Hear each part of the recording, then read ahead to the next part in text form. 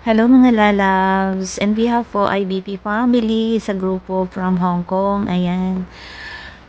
Please, Sir Anthony Jabala, please allow me na i-share itong video na ito sa karamihan. Kung ano yung gusto ko dito sa video na ito, yung unity ng mga magsasaka, bayanihan kung tawagin sa Pilipinas. Nandun yung pagkakaisa. Kapag kailangan talaga, nandyan sila dumadating.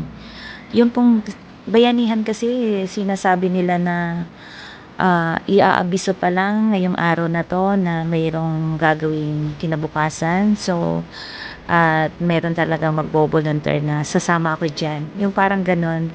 Ayan po ang talagang likha ng mga Pilipino na hindi mawawala yung bayanihan sa bawat isa. Lalo na sa mga magsasaka sa Pilipinas. Grabe po yung content ni Sir Anthony Jabala. Kangahanga.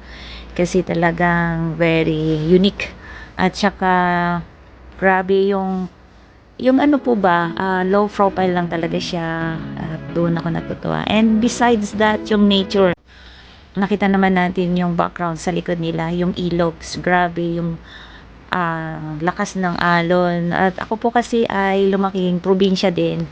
Ay gustong gusto ko talaga po yung natures, lalo na yung mga lake na ganyan. Kaya masaya akong nakakapanood ng ganito talaga. Kaya subaybayan din yung po yung mga video ni Sir Anthony na talaga magbibigay din sa inyo ng awareness o advice na paano buhayin ng maganda yung mga halaman, lalo na po sa mga gulayan.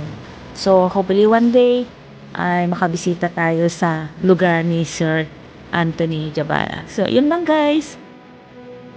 Maraming salamat po sa inyong panonood. Please do subscribe my channel. Emelio Montesa po.